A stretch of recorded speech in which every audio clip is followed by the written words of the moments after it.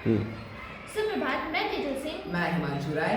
हम कक्षा 8वीं बार के छात्र छात्राएं पीएमसी केंद्रीय विद्यालय रायसेन की तरफ से एक इन्वेस्टिगेटिव प्रोजेक्ट आपके सामने प्रस्तुत करते हैं।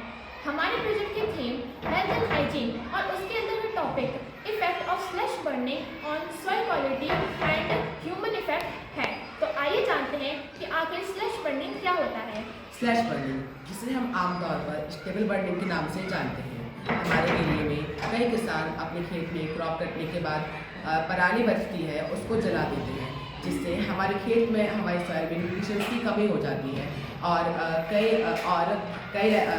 सॉइल पॉल्यूशन भी होता है, जिससे हमारी रेस्पिरेटरी ट्रैक्ट में कई बीमारियां भी होती हैं।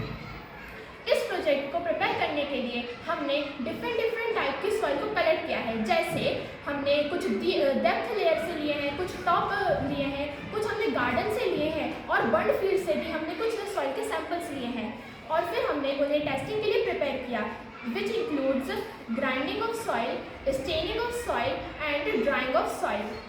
फिर हमने अपने विद्यालय में मौजूद सॉइल टेस्टिंग किट की हेल्प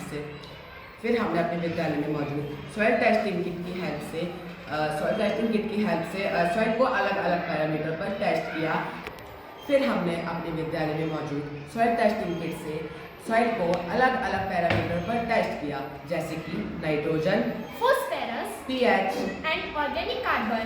और साथ ही साथ हमें यह भी पता चलता है कि सॉइल की ऊपरी सतह के मुकाबले सॉइल की डीप लेयर में फॉस्फोरस की मात्रा अधिक होती है। अपने विद्यालय में मौजूद सॉइल टेस्टिंग किट की हेल्प से सॉइल को अलग अलग पैरामीटर पर टेस्ट किया, जैसे कि nitrogen, phosphorus, pH and organic carbon. उसके बाद हमने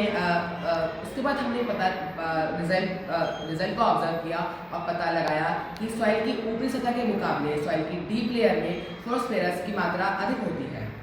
उस टेस्टिंग से हमें यह भी पता चलता है कि पराली को जो जलती हुई फील्ड में पराली होती है उसके कारण से ऑर्गेनिक कार्बन की मात्रा कम हो जाती है और इसी कारण हमें हमारे क्रॉप के प्रोडक्शन को और बेहतर बनाने के लिए उसमें केमिकल फर्टिलाइज़र का यूज़ करना पड़ता है।